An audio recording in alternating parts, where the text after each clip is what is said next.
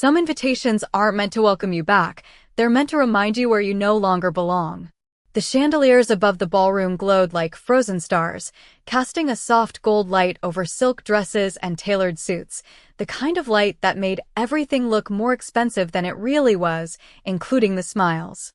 Emily Carter stood just outside the grand double doors, her hand resting lightly on the cool brass handle, her reflection faintly visible in its polished surface.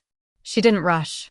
Inside, a string quartet played something slow and elegant, the kind of music that made people speak in lower voices, as if wealth itself demanded quiet. Her dress was simple, ivory, falling just below her knees, nothing that would compete with the bride's gown, nothing that would draw attention, at least, not the kind they respected. A small hand slipped into hers, and she looked down.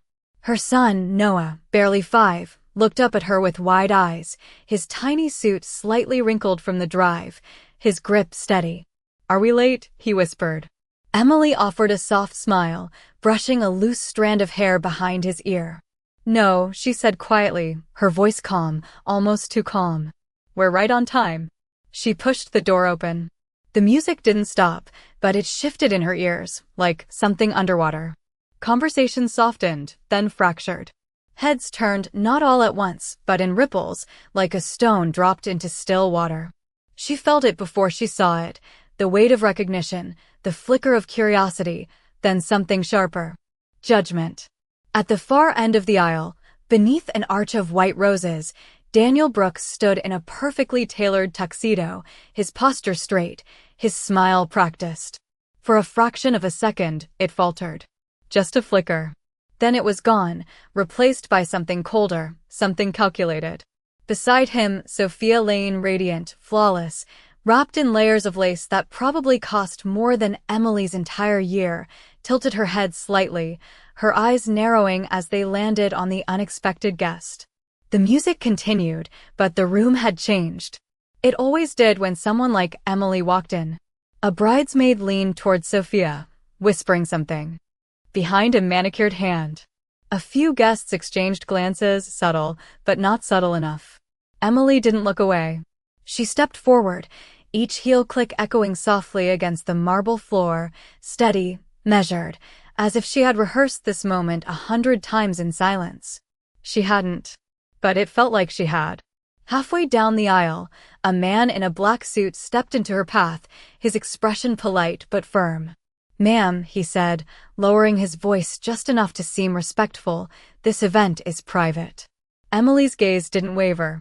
She reached into her small clutch and pulled out a cream-colored envelope, its edges crisp, her name written in elegant script across the front. She held it up, not aggressively, not defensively, just enough. The man hesitated, his eyes scanning the lettering, then flicking back to her face. Around them, the whispers grew louder, no longer trying to hide. Sophia's lips curved into a smile that didn't quite reach her eyes. She took a step forward, her heels sinking slightly into the aisle runner, her voice light, almost amused. "Oh, I remember you," she said, loud enough for the nearest rows to hear. A few soft chuckles followed, like permission had just been granted. Daniel didn't move. He just watched, his hands clasped in front of him, as if this were part of the ceremony. Emily felt Noah's fingers tighten around hers. She gave his hand a gentle squeeze in return, her expression unchanged, her posture unbroken. Then, almost imperceptibly, she glanced at the large clock mounted on the far wall of the ballroom. For 12 p.m. Her eyes lingered there for half a second longer than necessary. Then she looked back at Sophia, her face composed, her voice soft enough that only those closest could truly hear. "I believe I'm exactly where I'm supposed to be." The air inside the ballroom shifted, subtle but undeniable, like a change in pressure before a storm, and Emily could feel every pair of eyes recalibrating, measuring her presence against the polished perfection of the room as if trying to decide whether she was a mistake or a spectacle, and for a moment, no one spoke, not even the quartet, though the music continued, softer now, almost hesitant, as if it too were waiting for permission to proceed. and Sophia let out a quiet laugh that carried just enough sweetness to mask the edge beneath it, tilting her head as she stepped closer, her train gliding across the marble like a whisper of authority. "I am going to assume this is some kind of misunderstanding," she said, her tone light but deliberate, each word placed carefully for the audience forming around them, because this is a private ceremony, and a few guests nearby nodded faintly. Their expressions polite but curious, the kind of curiosity that fed on discomfort, while Daniel finally moved, just a step forward, not toward Emily, but slightly to the side, as if positioning himself for a better view. His eyes scanning her face with a familiarity he refused to acknowledge, and there was something in that look, something that flickered between recognition and dismissal, like a memory he had decided was no longer relevant. "Emily," he said at last, her name leaving his mouth. Like it belonged to someone else, like it had been stored away and only just retrieved. "This is not the time," and his voice was calm, controlled, but there was a tightness beneath it, something restrained, something watching, and Emily did not answer immediately. She simply stood there, her shoulders relaxed, her hand still holding Noah's, grounding herself not in the room, but in something steadier, something real, and Noah shifted slightly beside her, his small shoes squeaking faintly against the floor, his eyes moving from the towering floral arrangements to the faces staring back at them, and Emily felt his uncertainty, the quiet question he did not ask, and she squeezed his hand again, just once, enough to say she was still there, still unshaken, and then she looked back at Daniel, not with anger, not with longing, but with a calm that felt almost unfamiliar even to her. "I received an invitation," she said, her voice even, unhurried, and she held up the envelope again. The cream paper catching the chandelier light, its surface unmarked by doubt, and for a brief second, Daniel's gaze dropped to it, his expression tightening in a way that did not go unnoticed, not by Sophia, not by the guests leaning closer, not by Emily, and Sophia's smile faltered just slightly before she recovered, her fingers brushing lightly against Daniel's arm as if to steady the narrative she had already chosen. "Anyone can receive paper," she replied smoothly, her tone sharpening beneath the elegance. "That does not mean they belong here," and a soft murmur followed, agreement wrapped in politeness, and Emily let the words pass through the space between them without resistance, like wind against glass, her eyes drifting once more, not to the crowd, not to Daniel, but to the far side of the room where the event staff moved with quiet precision, adjusting place settings, checking timing. Their movements synchronized in a way that suggested something larger, something orchestrated, and again, her gaze found the clock, now reading 4:14 p.m., 2 minutes closer to something only she seemed aware of, and when she looked back, there was the faintest shift in her expression, not a smile. Not quite, but something steadier, something that did not seek approval, and the man in the black suit hesitated again, his earlier confidence thinning as he glanced toward the coordinator near the stage, unsure whether to proceed or to wait. And that hesitation spread, invisible but contagious, moving through the room like a ripple, because something about Emily did not match the role they had assigned her. She was not flustered, not apologetic, not retreating, she was simply standing there. As if the moment had not yet reached its conclusion, as if this interruption was not an intrusion but a beginning, and Daniel noticed it too, the stillness, the way she did not bend under the weight of their attention, and for the first time, his composure cracked just enough to reveal a question he could not quite form, and Emily met his eyes, not to challenge, not to accuse, but to remind him, quietly, that she had not come unprepared, and somewhere beneath the music, beneath the murmurs, beneath the polished surface of the ceremony, something unseen was already moving into place.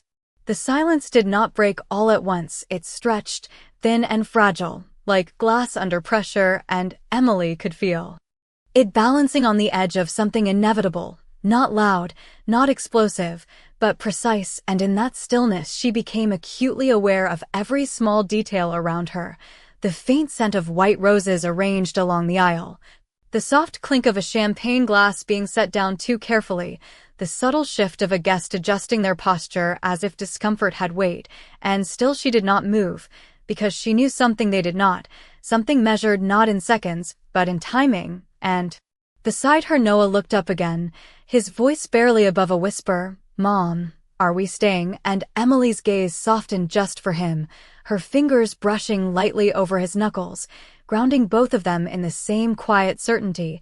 "Just a little longer," she replied, her tone steady, and when she lifted her eyes again, they carried none of the hesitation the room expected from her.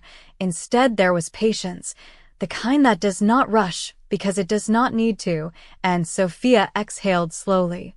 The kind of breath meant to signal control, her smile returning sharper this time as she glanced toward the event coordinator near the stage.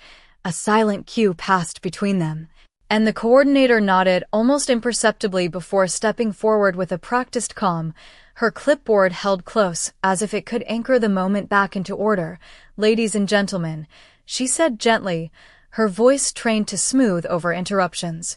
"If we could all return our attention to the ceremony, and for a brief second, it seemed like the room might obey, like the moment might dissolve and Emily would be escorted out quietly, neatly, erased from the narrative they preferred, and Daniel shifted his stance, his shoulders relaxing just slightly, as if the resolution he expected was finally arriving. But Emily did not turn, did not step back, she only watched. And then it happened, not with noise, not with drama, but with absence. The music stopped, not faded, not lowered. It stopped entirely, the last note hanging unfinished in the air, and the silence that followed was no longer fragile. It was deliberate, heavy, undeniable, and the coordinator froze mid-step, her eyes darting toward the sound booth at the back of the room, confusion flickering across her otherwise composed face, and a murmur spread through the guests, low and uncertain, because this was not part of the script. This was not something wealth and planning had accounted for.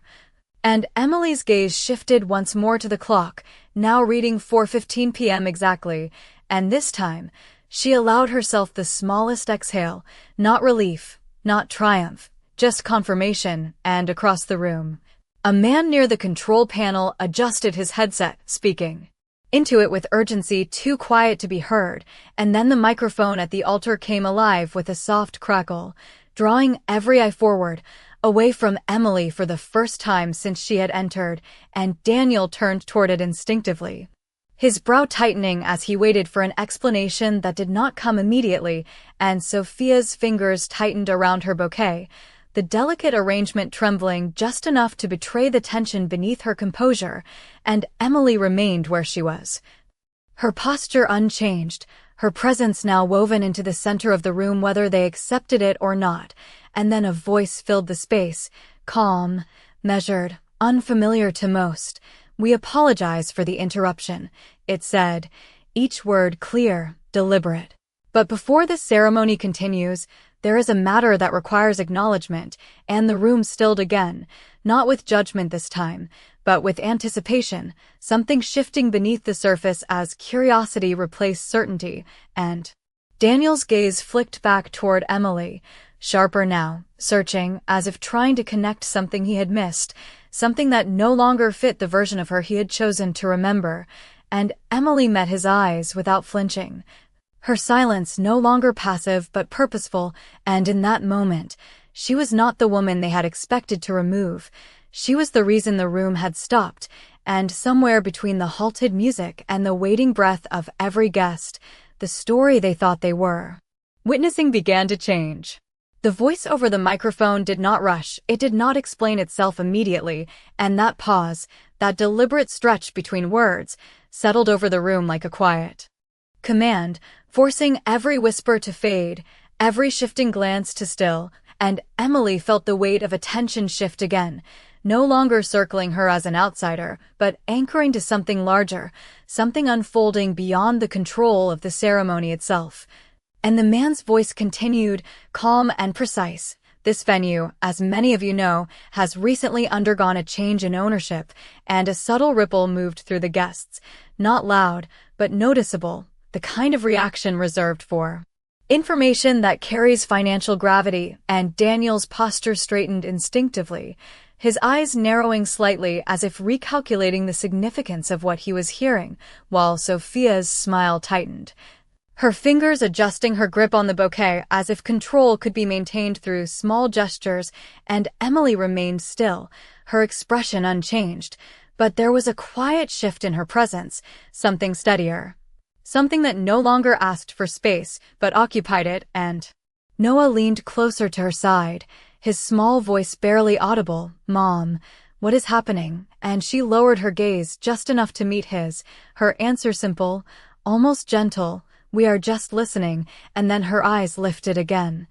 Returning to the front as the voice resumed, effective as of this week, all events held within this property are subject to approval by its new principal stakeholder, and the words landed carefully, each one adding weight to the silence that followed, and across the room, the event coordinator's composure began to fracture, her clipboard lowering slightly as she exchanged a quick, uncertain glance with the staff near the control booth, because this was not part of the plan she had been given, this was not in her timeline. And Daniel took a step forward now, no longer passive, his voice cutting through the quiet with controlled urgency.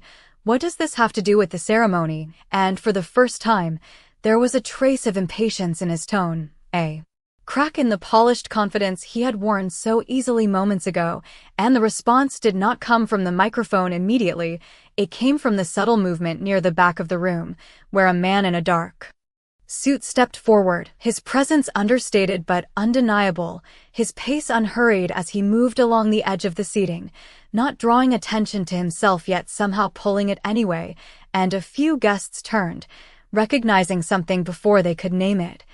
The quiet authority in his posture, the way the staff instinctively shifted to give him space, and Emily's gaze followed him, not surprised, not searching, simply acknowledging, as if she had been expecting this exact moment, this exact timing, and Sophia noticed it too, the direction of Emily's attention, and something in her expression flickered, a brief uncertainty she could not mask quickly enough, while Daniel's focus remained fixed forward. Unaware that the center of the room had already begun to move behind him, and the voice returned, now carrying a subtle shift, less distant, more present. "It has everything to do with the ceremony," it said, and as the words settled, the man reached the aisle, stopping just short of where Emily stood, his eyes meeting hers for a fraction of a second, not with surprise, not with introduction, but with quiet recognition, and then he turned toward the altar, his presence now fully visible to the room, and the silence deepened. Not uncertain this time, but anticipatory, as if something important had finally stepped into place, and Emily did not move, did not speak, she only stood there, her hand still in Noah's, her posture unshaken, as the narrative they had built without her began to shift around a truth they had not yet understood, and for the first time since she entered, she was no longer the interruption, she was part of the reason everything had stopped. The man did not rush to speak, and that alone unsettled the room more than any announcement could have, because people like him were not expected to wait, they were expected to command.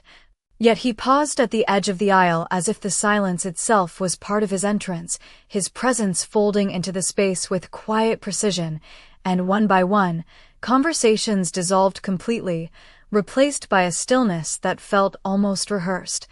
Though no one had practiced this moment, and Daniel turned fully now, his expression sharpening as recognition flickered across his face, not familiarity, but awareness, the kind that came from seeing a name on documents, in headlines, in conversations held behind closed doors.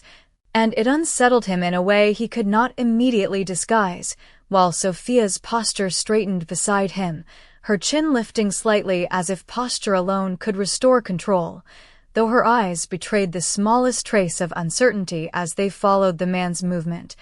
And Emily watched without surprise, her gaze steady, her breathing even, as if this scene had already played out somewhere in her mind long before it reached reality, and the man finally spoke, not into the microphone, but directly into the room, his voice calm, measured. Carrying effortlessly without force. "I apologize for the interruption," he said, and the choice of words was deliberate, not an explanation, not a justification, but a courtesy, and he took another step forward, now fully visible to everyone, his tailored suit understated but exact, every detail precise without needing to prove anything, and a few guests exchanged glances, recognition spreading quietly, the kind that traveled faster than whispers. And Daniel's jaw tightened slightly as he stepped down from the altar, closing part of the distance, his tone controlled, but edged with something less certain. "I believe this is a private event," he said, echoing the earlier sentiment, but lacking its earlier confidence, and the man's gaze shifted to him briefly, not dismissive, not confrontational, simply acknowledging. "It is," he replied, "which is why it is important that it proceeds correctly," and there was something in the way he said correctly that landed differently. Not as criticism, but as authority, and Sophia's fingers adjusted around her bouquet again, her voice stepping in quickly, polished, composed. "And who exactly are you to decide that?" she asked, her tone light but pointed, the kind of question designed to reestablish hierarchy, and the man did not answer her immediately. Instead, his attention moved, not to Daniel, not to the crowd, but to Emily, and in that single shift, the balance in the room tilted. Subtle but unmistakable, because attention from someone like him was not given casually, it was directed with purpose, and Emily met his gaze without hesitation, her expression calm, almost familiar, and for a brief moment, something unspoken passed between them, not introduction, not surprise, but recognition of timing, of sequence, of a plan reaching its next step, and Noah looked up at the man with quiet curiosity, his small hand still wrapped in Emily's, and the man's expression softened, just slightly when his eyes dropped to the child, a flicker of warmth that contrasted with the composed authority he carried, before he lifted his gaze again, this time toward the front of the room.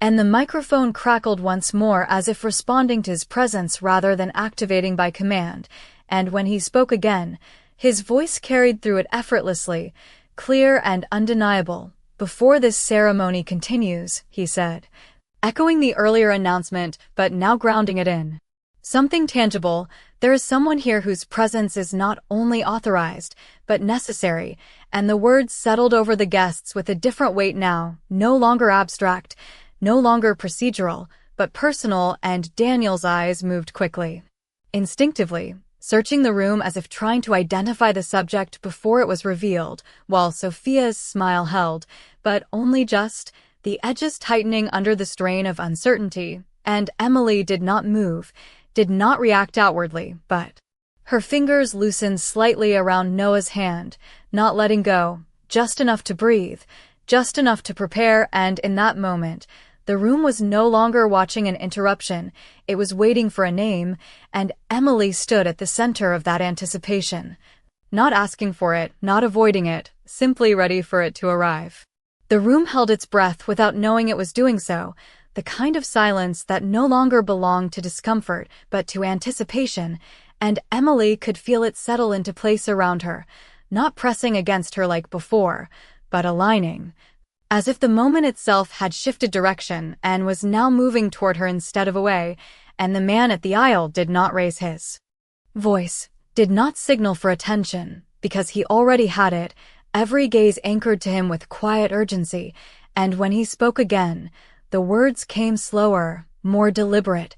"Her presence here is not a mistake," he said, and a faint ripple passed through the guests, not loud, but enough to fracture the certainty that had filled the room minutes ago, and Daniel's expression tightened further, his eyes flicking once more toward Emily, this time not dismissing her, not ignoring her, but studying her, as if trying to reconcile the woman standing before him with the version he had already decided no longer mattered, and Sophia shifted beside him, her posture still elegant but no longer effortless, the tension now visible in the way her shoulders held just a fraction too still, and she stepped forward slightly, her voice carefully controlled.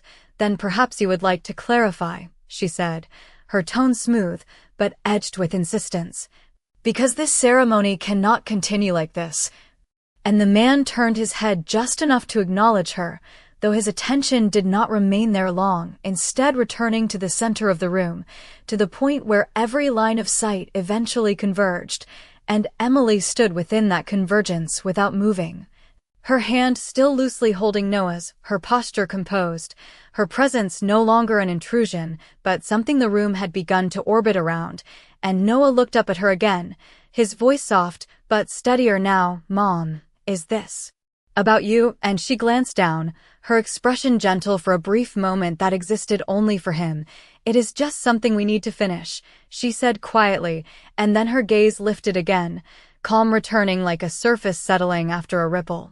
And the man took one final step forward, positioning himself where he no longer stood at the edge of the moment, but within it, and the microphone carried his voice once more, clearer now, anchored. "Before any vows are exchanged," he said, "it is required that all parties involved in the authorization of this event are formally acknowledged," and the phrasing was precise, almost legal, but it carried something more beneath it, something personal that the room had not yet fully grasped, and the event coordinator near the stage lowered her clipboard entirely now, her eyes fixed on him as if waiting for confirmation she had not been given, while the guests leaned in without realizing they were doing so, drawn by the gravity of something they could feel but not yet define, and Daniel's composure thinned further, the certainty that had once anchored him now slipping into something more fragile. "What authorization?" he asked, his voice quieter. This time, less commanding, more searching, and the man's gaze shifted once more, not to answer him directly, but to Emily, holding there for a moment that stretched just long enough to be noticed, just long enough to be understood as intentional, and then, finally, he spoke the words that reshaped the room, not loudly, not dramatically, but with a clarity that left no space for doubt. "Ms. Emily Carter," he said, her name carried evenly through the microphone, settling over every guest, every whispered assumption, every earlier judgment. "As the primary stakeholder overseeing this property, your presence is required to proceed," and the silence that followed was no longer uncertain, it was complete, absolute. The kind that arrives when something undeniable has just been revealed, and Daniel did not move, his expression frozen between disbelief and recognition, while Sophia's grip on her bouquet faltered just slightly. The polished certainty she had worn now slipping under the weight of a reality she had not prepared for, and Emily stood exactly where she had been from the beginning, unchanged in posture, unchanged in tone, yet everything around her had shifted, the room no longer questioning why she was there, but understanding that she had never been out of place at all.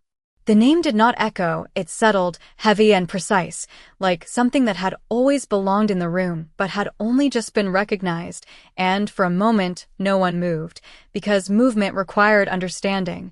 And understanding had not yet caught up with what they had just heard, and Emily felt it, the shift, not in herself but in everything around her, the way the air no longer pressed against her, but opened. The way the eyes that once judged now recalculated, searching for alignment with a truth they had not prepared for, and Daniel's expression changed in increments, not all at once, disbelief tightening into recognition. Recognition pulling into something quieter, something closer to realization, and he took a step forward without meaning to, as if proximity could restore control. "That is not possible," he said, but the certainty in his voice was gone, replaced by something thinner, something uncertain, and Emily turned her gaze to him, not sharply, not with accusation, but with a calm that felt almost unfamiliar in its finality, as if she no longer needed anything from him, not acknowledgement, not explanation, not even reaction. And Sophia's composure fractured in smaller ways, her smile fading not dramatically but unevenly, her fingers adjusting her bouquet again before lowering it slightly, as if its presence no longer served its purpose. "There must be some mistake," she added, her tone lighter but less steady, the confidence she had worn now slipping at the edges, and the man near the aisle did not respond immediately, because he did not need to. The weight of the statement had already begun to reshape the room, and instead, he stepped slightly to the side, not away from Emily, but making space, And in that small gesture, something shifted even further, because space like that was not given without intention, and Emily felt Noah's hand in hers, still steady, still present, and she gave it one last gentle squeeze before loosening her grip, not letting go entirely, just enough to move forward, and when she did, it was not hurried, not hesitant, just measured. Her heels marking a quiet rhythm against the marble as she stepped into the aisle, not as an intruder, but as someone returning to a place that had always been hers to stand in, and the guests parted without being asked, subtle at first, then more clearly. Their bodies shifting to create a path that had not existed moments before, and Emily walked through it with the same calm she had carried from the door, her posture unchanged, her expression composed, but now the room responded differently. No longer resisting her presence, but adjusting to it, and Daniel watched her approach, his eyes tracking every step, every detail he had once overlooked now impossible to ignore. The simplicity of her dress no longer read as lack, but as choice. The quiet in her demeanor no longer mistaken for weakness, but recognized as control, and Sophia remained where she stood, her gaze following Emily with attention she could not fully conceal, her earlier certainty replaced by something sharper, something more cautious. And when Emily reached the front, she did not look at the guests, she did not seek their approval or their understanding, she simply stopped a few feet from the altar. Her presence aligning with the moment that had been building since she stepped through the door, and the man inclined his head slightly toward her, not as introduction, not as courtesy alone, but as acknowledgement, and the microphone remained silent now, because it was no longer needed, the room listening. Without instruction, and Emily finally spoke, her voice soft, but carrying clearly, not raised, not forced, just steady.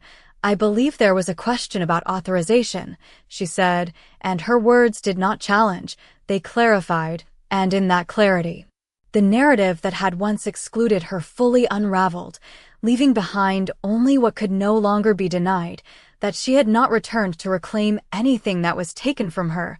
She had returned because she had never lost her place to begin with. The words settled into the room with a clarity that did not need repetition, and for a moment, no one responded, not because they did not hear her, but because they were still adjusting to the fact that her voice now carried authority instead of interruption. And Emily stood there without shifting, her posture relaxed, but grounded, as if she had already said everything that needed to be said, and the silence that followed was no longer empty, it was full, filled with recalculations, with quiet realizations forming behind composed expressions, and Daniel's gaze remained fixed on her, not with the certainty he once held, but with something searching, something that moved through memory and landed on details he had ignored, the late nights she spent working, the papers she signed without explanation, the calm she maintained even when everything else fractured, and now those fragments aligned into something he could no longer dismiss. And he took another step forward, slower this time, his voice lower, almost careful. "You are saying you approve this venue," he said, and the question was not defiant, it was tentative, as if he already knew the answer but needed to hear it confirmed, and Emily met his gaze briefly, her expression unchanged. "I am saying this event required my approval," she replied, her tone even, not sharp, not defensive, simply precise, and the distinction settled heavily, because it shifted the focus away from ownership alone and toward control, and Sophia's breath caught just slightly, her fingers tightening around the bouquet before she lowered it completely, her voice stepping in again, though the edge was gone, replaced by something more fragile that still does not explain why you are here, she said, but the confidence that once carried her words had thinned, and Emily turned her head just enough to acknowledge her, not dismissing, not confronting, simply including. "It does," she said quietly. And she did not elaborate immediately, because she did not need to rush.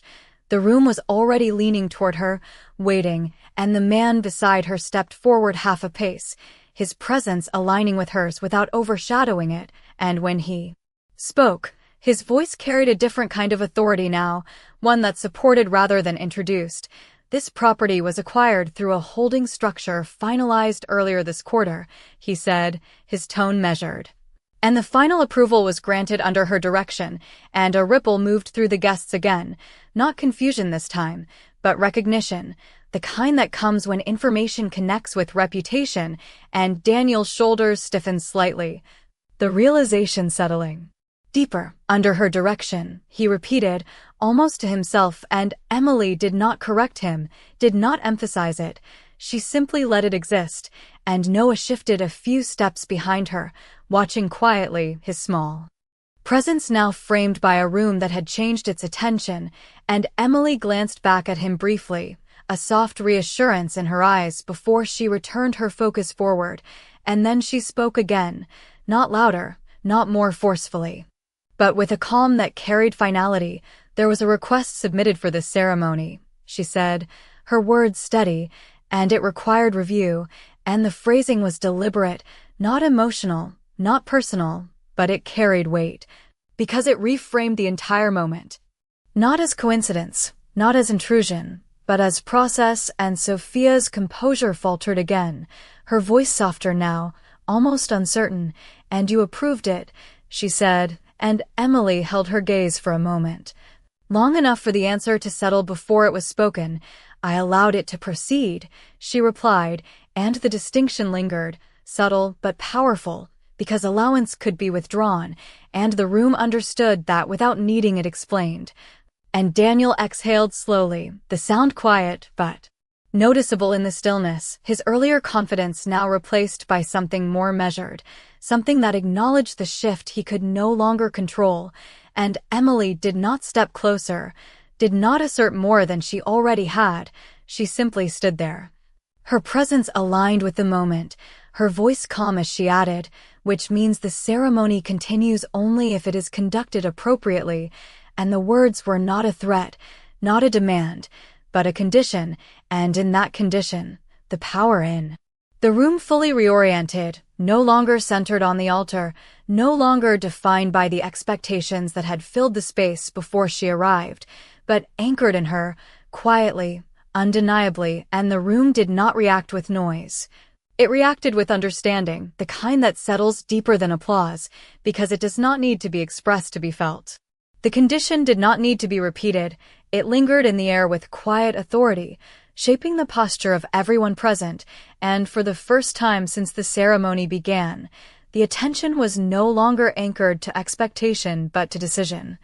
And Emily stood at the center of it without claiming it, her presence steady, her expression composed, as if the outcome had never been in question, and Daniel remained where he was, his gaze fixed on her with a weight that was no longer dismissive, no longer certain, but reflective, as though he were standing in front of a version of the past he had failed to understand. And he spoke again, more carefully now. Then what is appropriate? He asked, and the question carried something different this time, not challenge, not resistance, but an attempt to align himself with the reality that had already shifted beyond him. And Emily considered him for a moment, not measuring him, not judging him, but acknowledging the question for what it was, and when she answered, her voice remained soft, controlled. Respect, she said. And the simplicity of the words settled deeper than anything else that had been spoken, because it did not accuse, it did not demand, it defined, and Sophia lowered her gaze slightly. The earlier sharpness in her demeanor replaced by a stillness that suggested understanding. Not agreement perhaps, but recognition of something she could not ignore, and the room followed that shift, the quiet tension dissolving into something calmer, something more measured, and the man beside Emily inclined his head slightly, not as instruction, but as confirmation that the moment had reached its resolution, and the event coordinator straightened, her posture regaining structure as she glanced between Emily and the altar, waiting for a signal that did not need to be spoken, and Emily turned her head just enough to look at Noah, who stood a few steps behind her, his eyes wide but no longer uncertain, and she gave him a small, reassuring smile before extending her hand again, and he stepped forward, slipping his hand into hers without hesitation, grounding her once more in something simple and real, and then she looked back at the front, her gaze moving from Daniel to Sophia, not lingering, not pressing, just acknowledging, and with a quiet steadiness. She said, "You may continue," and that was all, no elaboration, no emphasis, just permission, and the word itself carried the full weight of everything that had come before it, because it was no longer assumed, it was granted, and the shift was complete, and for a moment no one moved, as if they needed to adjust to the fact that the ceremony now existed under a different kind of authority, and then the coordinator nodded quickly, stepping back into her role, her voice returning with practiced calm, guiding the musicians to resume, and the first notes rose again, softer at first, then fuller, filling the space that had been held in suspension, and Daniel turned slowly back toward the altar, his posture different now, less rigid, more aware, and Sophia followed, her movements careful, composed, but quieter than before, and the ceremony resumed, not as it had been, but as something altered, something more deliberate, and Emily did not remain at the front. She did not seek the spotlight she had already commanded. Instead, she stepped back, her heels tracing a path away from the center, returning to the edge with the same calm she had carried in, and the guests parted again without being asked, their attention following her not with curiosity, but with something closer to respect, and when she reached the back of the room, she did not look over her shoulder, she did not wait for acknowledgement, she simply paused for a moment, her hand still holding Noah's, her gaze steady, and then she walked out, the doors closing quietly behind her, the sound soft but final, and inside, the ceremony continued, but it no longer belonged entirely to those at the altar, because some